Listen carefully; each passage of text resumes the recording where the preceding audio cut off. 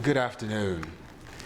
It gives me great pleasure to sit in the company of Dr. Askia Davis, the author of Coming of Age in the Hip Hop Generation, Warrior of the Void. Our guest today is a man of great substance, of great learning, an example for the young ladies and young men of this city, this nation, and indeed, Black people and people of substance and culture all over the world. Good afternoon, Dr. Davis. Good afternoon, Brother Paul. And thank you for being here. Thank you for having me.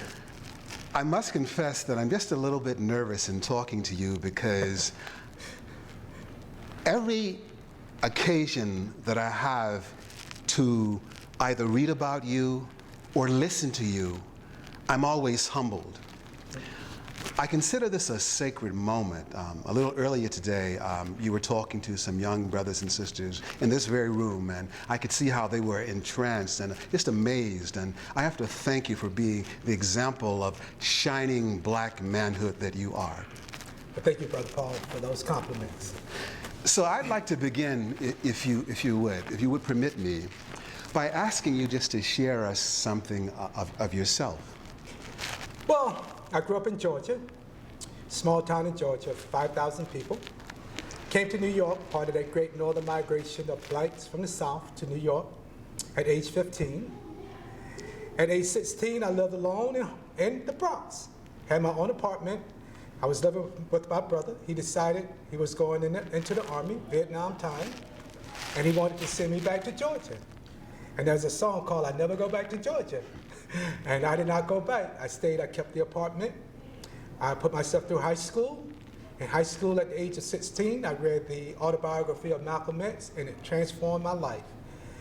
I was a valedictorian, on my way to being valedictorian in a predominantly white high school in Brooklyn, John Jay High School.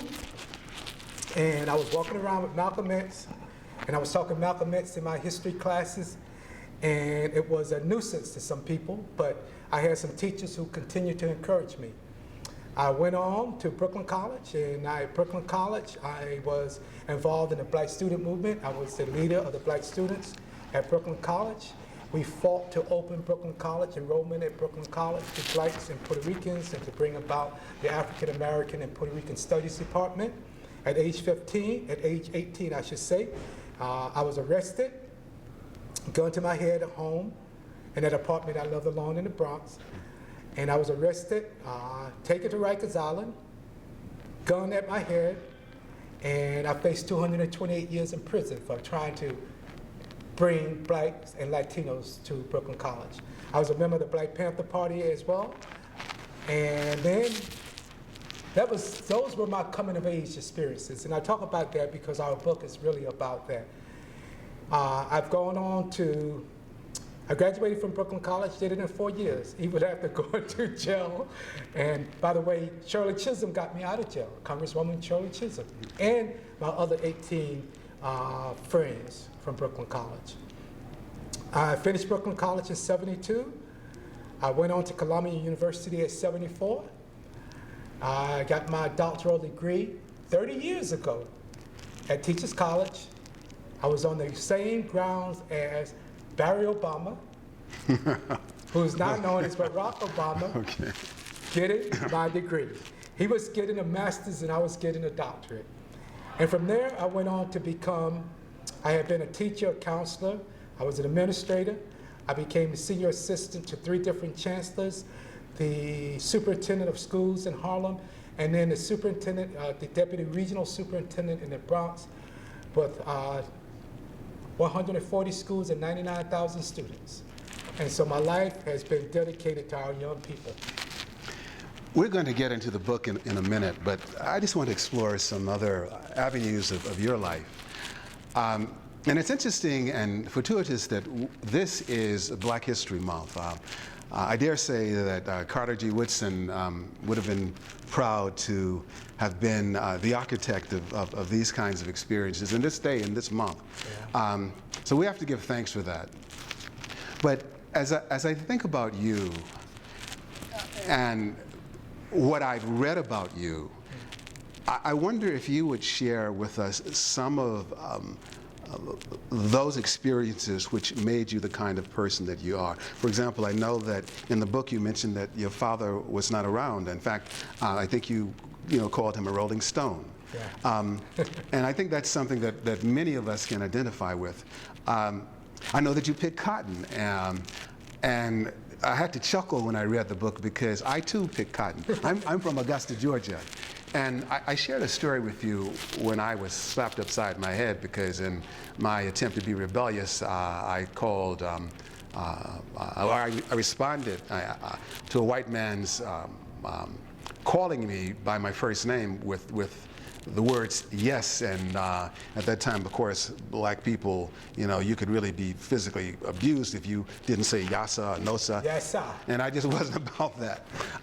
So if you would please kind of share with us some of those aspects of you, if you don't mind, some of those aspects of your background that could serve to let us know that if you really believe in yourself and you really struggle, you can overcome. And I know that for you, coming here at age 15, having an absent father, all of that must have been very, very difficult. And I understand that, you were quite challenged in terms of economics. Your mother had to struggle. So can you just share some of that with us? Well, first of all, honor to my mother, Maribel Davis.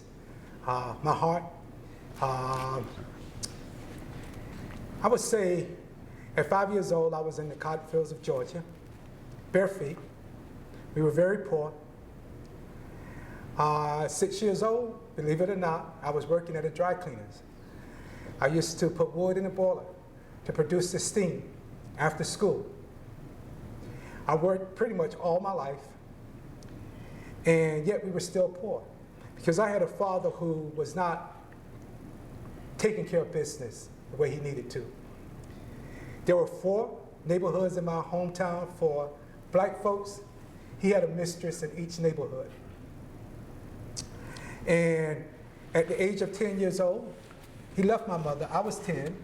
My mother was pregnant, 6 months pregnant, with the 13th child, my little sister, Sheila, the baby of the family.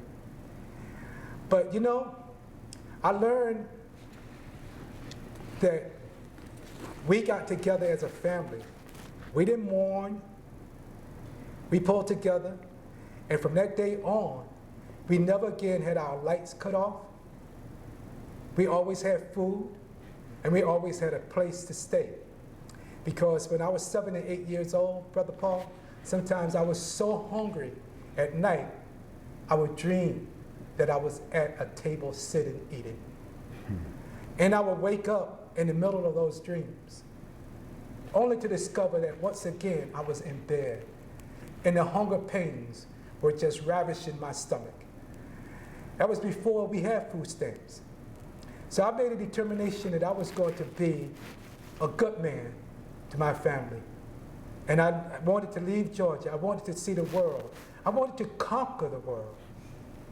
So I left, and as I said to the young people this morning, I went to a segregated school in Georgia where they didn't even provide enough books to us as black folks. But yet when I came here and went to a predominantly white school, I came out valedictorian. That's because of the value that we placed on education. And that education has made it possible for me to provide for my family today. So when I said to the young people about my son who sits over there, I said, when he had passed his regents, his English regents in 9th grade, and he had 100 in honors English, and he got to 12th grade, and he had senioritis, and felt he did not have to go to English class, I went to that school. And although he was 6 feet 4 inches and the star of their basketball team and the most popular kid in that school, I walked in that school that morning without even taking a shower, and I walked into that gym and I walked him to his class and I delivered him to his teacher. And our young people need to know that. And I was at the Schaumburg recently telling this story to the young people at the Schaumburg, the young scholars, and one kid said, "Damn," like that. And I said, why are you saying damn? He said, because that must have been embarrassing. I said, yes, but it would have been more embarrassing if he had not graduated from school. So education is the key.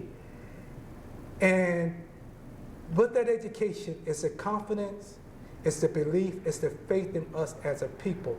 And that's what we're doing in this book. I would just say quickly that I did so many things. I was very successful in education. In 2008, I retired. I started my own business. I was all over the country getting ready to start opening up businesses in Africa, consulting business.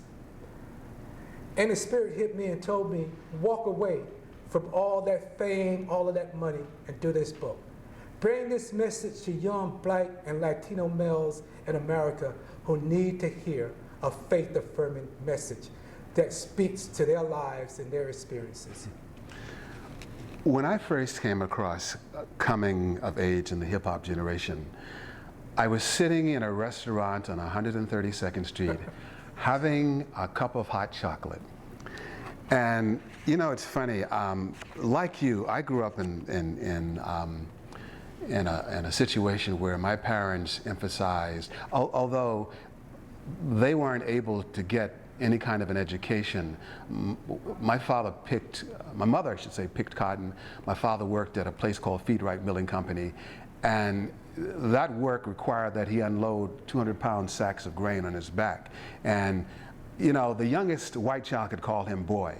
But anyway, I was sitting, that's my background basically, but I was sitting in this restaurant when I came across the book, and I thought that I was pretty much versed in the Bible, and I opened it because that's what my parents wanted. But I came across this quote, and it just left an indelible impression in my mind, and I went home to read it. But I want to share it and then ask you another question. And in the acknowledgement section of coming of age, you say, and you're quoting Psalms chapter 19, verse 20, and you say, what man can understand his own errors?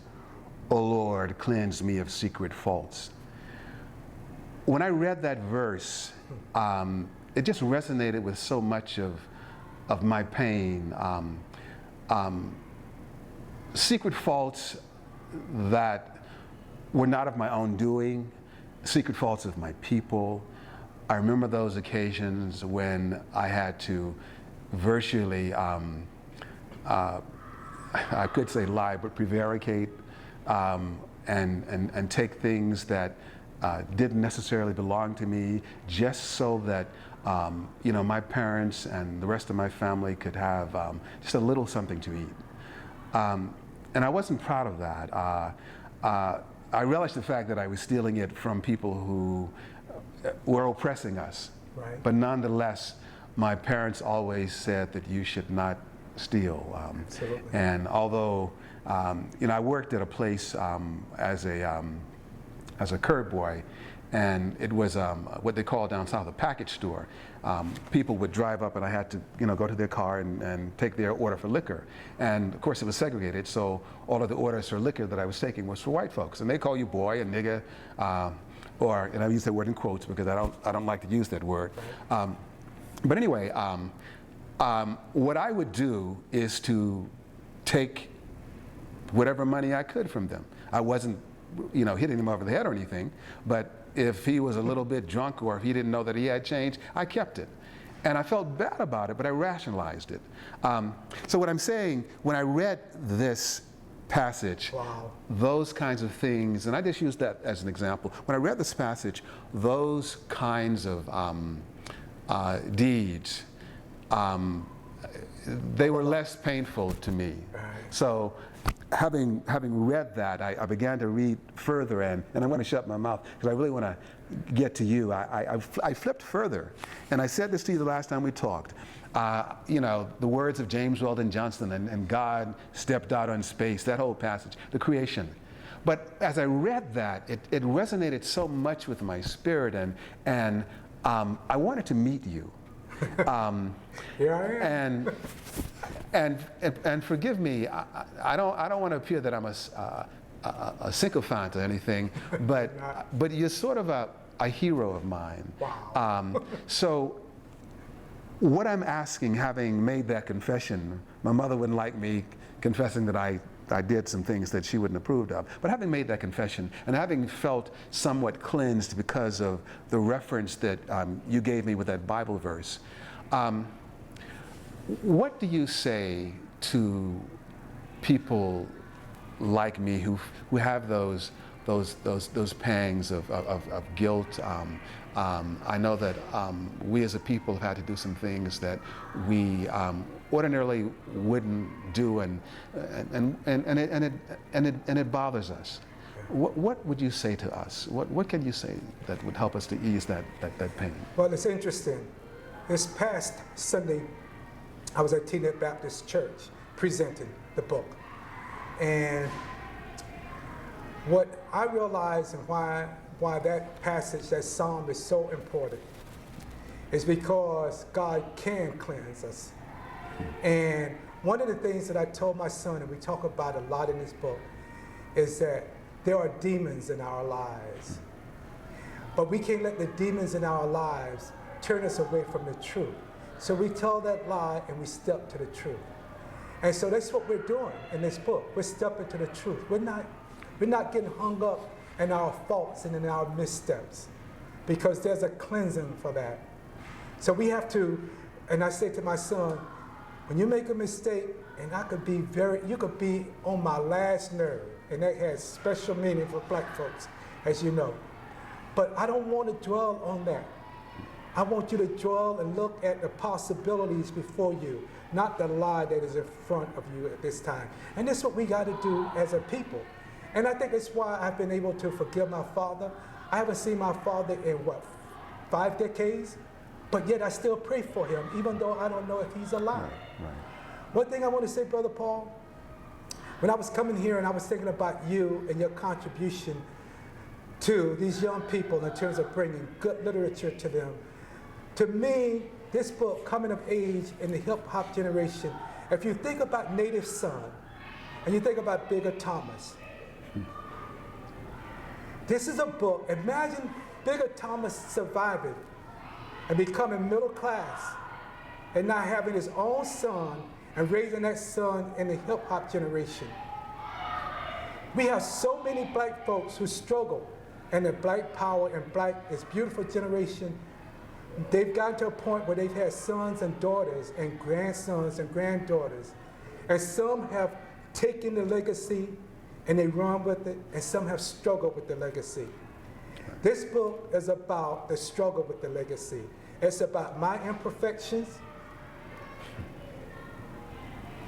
but also my dreams and my hope, the Bigger Thomas. And it's also about my son, who is a new age Bigger Thomas, who has the privileges that the native son Bigger Thomas didn't have, but have a lot of the same issues in terms of identity, in terms of becoming a man, in terms of accepting responsibility as a man, in terms of defining himself in a world that still sees him as black and as limited.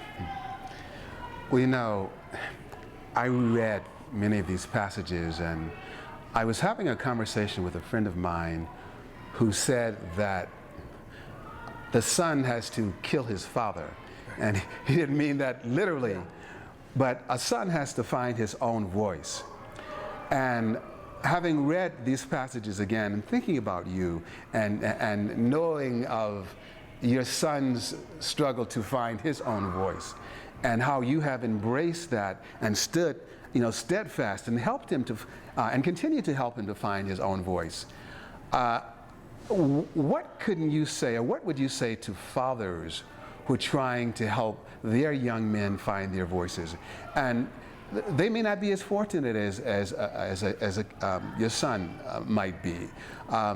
But just that struggle and just reading about it and hearing you narrate it, and particularly in his voice. Because oftentimes the young people that I work with, they have no fathers. And many of them who do have fathers, they have no respect for those fathers. What can we say to those fathers to try and help them to perhaps, help their young people, their young men in particular, find their own voices? So, I have been fortunate, with my education that I worked hard to get. I've been great in terms of looking at things financially and building a financial foundation. But I know that there are many fathers who don't have that. But I would tell you, Brother Paul, that not so long ago, when I was working on that doctorate at Columbia University, I was working full-time, raising 2 kids as a single father, 2 daughters, and driving a taxi on weekends. My sister came from Nigeria. She was a big oil executive in Nigeria. She came and she saw me, and she looked at me and she said, my brother's gonna die. She took a picture of me, Brother Paul, and I looked like the worms were already eating me. And she gave me that picture. And I was 30 years old, and I looked like I was 60. Because I had that passion, I had that love, I had that feeling. I wanted the best for my daughters, not just then, but for the future, so I had to go to school. I had to work full time. I had to get home and I had to bathe them because they were little girls. And I had to put them to bed by 9 o'clock. And I had to get them up, and I had to go to bed by 10 o'clock because from 10 to 2 I worked on my dissertation. I went to sleep. And from 2 to 6, I got up and worked on my dissertation. And at 7 o'clock I got them up and I combed their hairs and I braided their hairs and I sent them off to school. And then I went to work and then I was driving a cab and on and on and on. My mother set the example for me. Okay.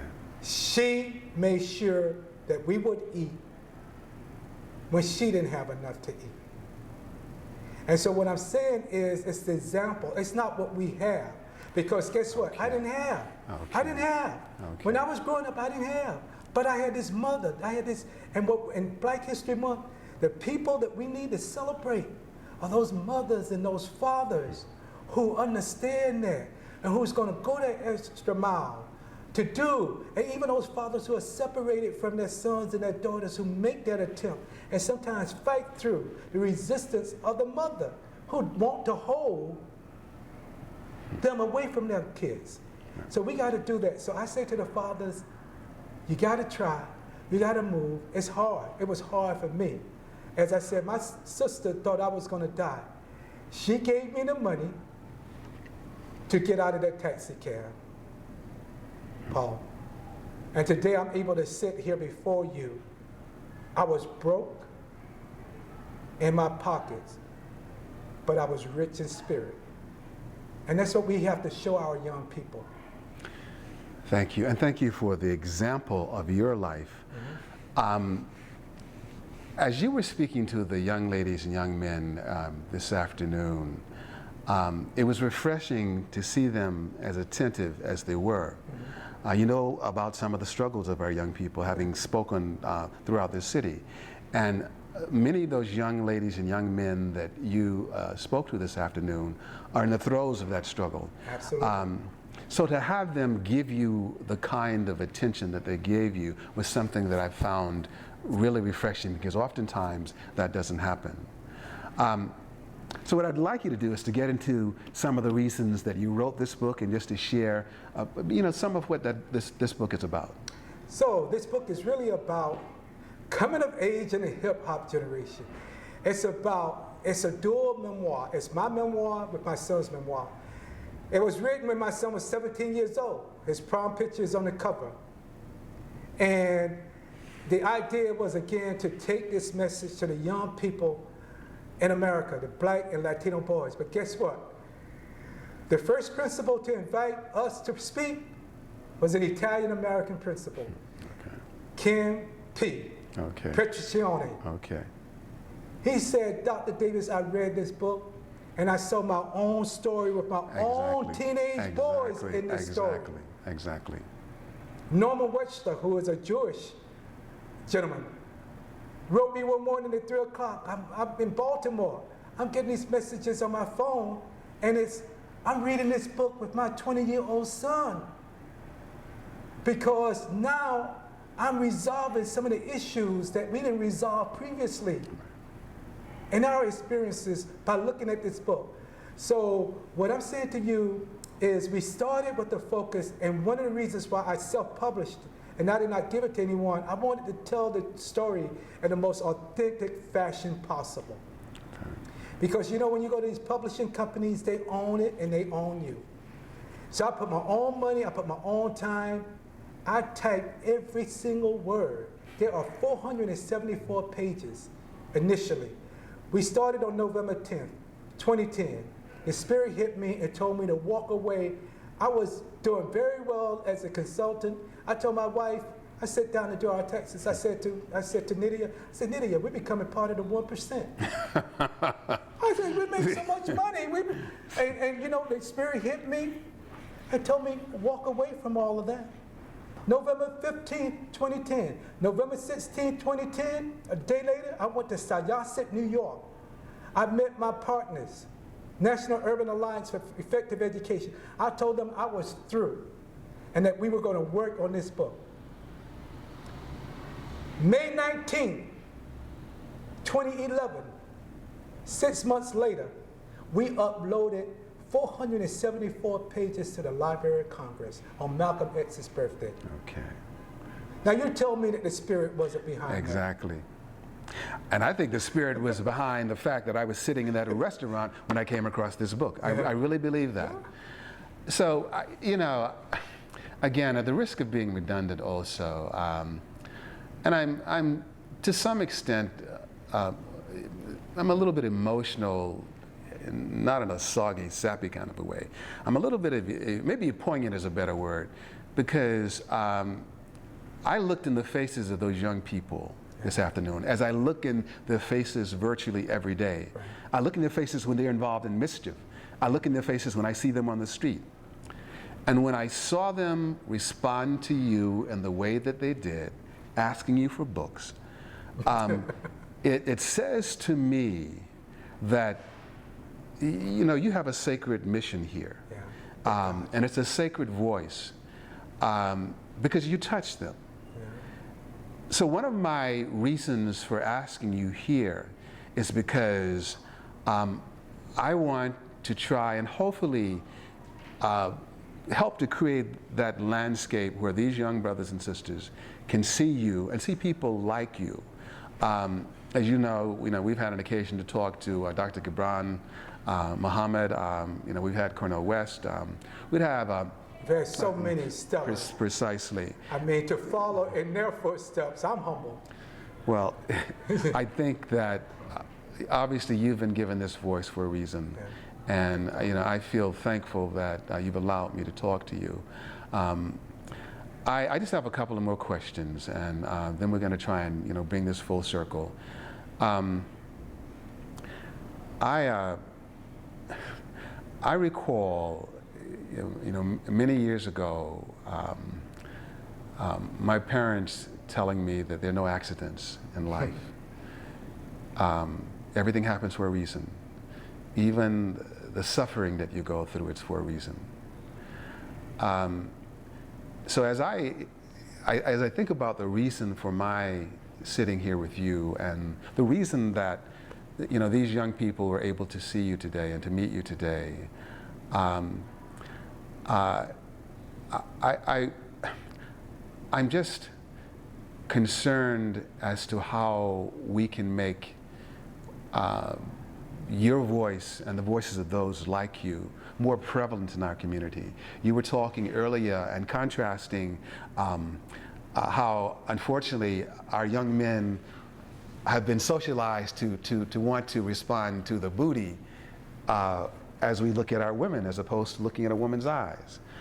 We tend to use that B word instead of seeing our women as a reflection of us, as our sisters, as our mothers.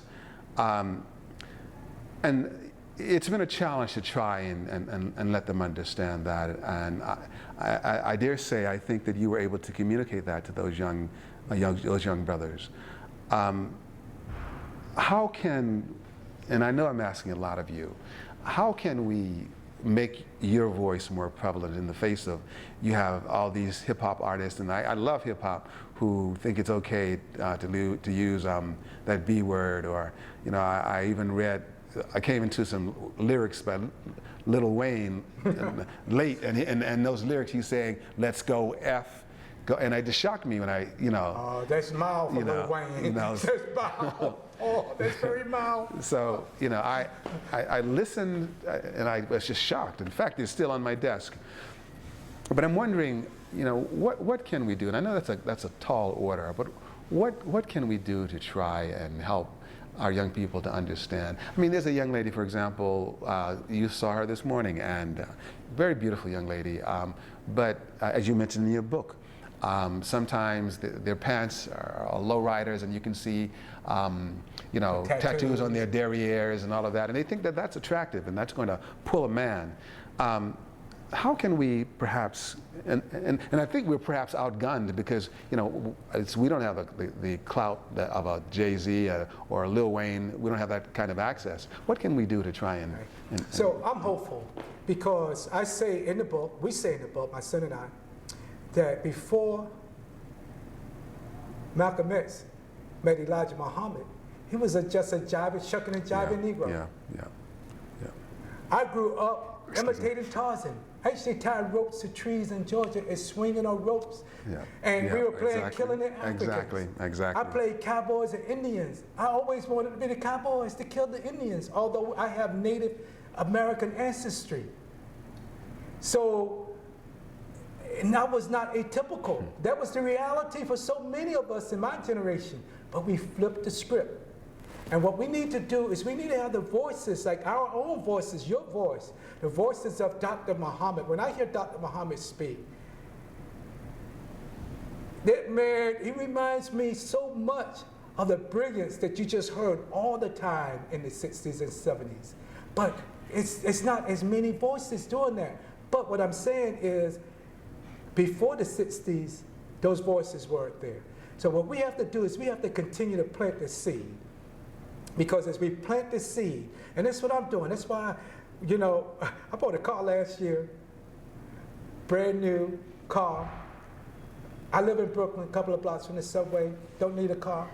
But I bought it because I want to be able to run around to the schools, deliver these books, and you see what I'm saying? Right. So you make that sacrifice, you make that effort. I'm very hopeful because we were doing that. We hated ourselves as black people. We were taught to hate ourselves, but we became the Black Power and Black is Beautiful generation in less than a decade.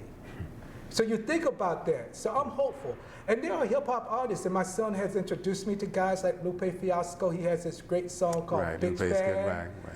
And he's talking to the young people, and the symbolism in this video where he uses blackface, and and he uses images from the past to show the parallel between what some of the rappers are saying today and what they had our folks do in the past. And he said, and it's always in the background some white man making money. Somebody who's making money off that. And Jay-Z and all those folks are making great money, but there's always somebody else. Chris Tucker told us in Rush Hour, follow the money, and there's always some other person making more money than you are. Right. And so I'm hopeful, and I see possibilities. And so what you're doing in this library, what I'm doing, what Jonathan Ford is doing up at the Eagle Academy in the Bronx for Young Men, what Robert Hannibal is doing at 145 in the Bronx, where he's gotten kids involved in slam poetry, and through that slam poetry they begin to think and they begin to reflect and they begin to look at issues in a deeper sense. It's a lot of things that are going on, but what we got to do is we have to find a way to get that message out, and we can't do it through the media that is controlled by someone else. We have to find and develop our own institutions, which is what we were doing in the 60s and 70s. Well, as we conclude, there's so many thoughts as I sit here and I listen to you, but I think about, I think it's Hosea, I don't remember the verse or the chapter, but it's a commonly quoted verse, and it says, my people are destroyed for a lack of knowledge. Yeah, and my people are taken captive for a lack of knowledge. Exactly. So I realize that the knowledge that you bring to us as a people and to humanity is going to be a force for liberation. I honor that, and I humbly request that you come to this village again. And my last request is to ask you if you would just share a few parting words with those that might see this video. And it's funny because, as I said, all of these thoughts are just swirling inside of my head. But, you know, as I sit here, some words that Cornel West shared the last time I had an occasion to hear him come to mind.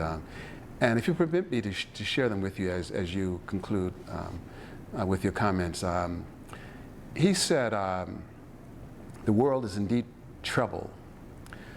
We've forgotten that a rich life consists fundamentally of serving others, of trying to leave the world a little better than you found it. It takes courage to question the powers that be, the courage to be impatient with evil and patient with people, the courage to fight for social justice. In many instances, we will be stepping out on nothing, just hoping to land on something, but that's the struggle. To live is to wrestle with despair, yet not let despair have the last word. Right. Powerful. So you bring those words to mind. So I'm just going to ask you in your own way if there's something you would like to say to these, especially young people, but those that might see this video, because when it all comes down to our reason for being here, we're trying to encourage, empower, and inspire these young people and people in general. So this book, what's powerful about this book is that it reflects and it resonates with the lives of the young people in New York City and in urban centers all around America. And I dare say even in the Caribbean, South America, and other places. And so it's 37 chapters, 60 plus short stories, all in the voice of a 17-year-old young man, talking about his experiences and his father's experiences and contrasting them. So it's everything from the video games and their love of video games and what's with that. Hip hop. I mean, we really have a lot of lyricism in this book. You know, the book is lyrical itself. You know, a lot of lyrical prose in this book. And a lot of storytelling. And we say storytelling is a divine art, which is painted by the tongue, to enable us to fully visualize and express our humanity. That's what this book is about. It is about helping our kids and our young people and the parents and the coaches and the counselors who care about them look at their potential, have them sing their own songs, find their own voices. So when I say to kids, I was in the cotton field, my son has to have to be in the cotton field, but guess what? Your grandfather could have been in the cane field in the Dominican Republic. Exactly. Talk to your grandfather about his experiences. These stories are not unique. There are kids in New York City who have gone through tremendous challenges, whose stories need to be told. And one of the reasons why I stepped away from that consulting business, and the Spirit keeps reminding me, although it's a challenge, is that I have to devote my life to helping others tell their own stories in a literary form.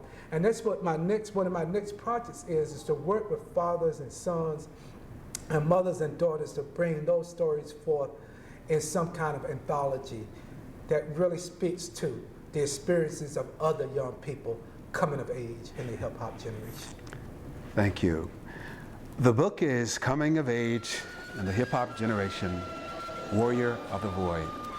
Sir, my brother, I thank you for allowing me to have this conversation, and we're looking forward to having you return to the village of Harlem. Thank you, brother. Thank you.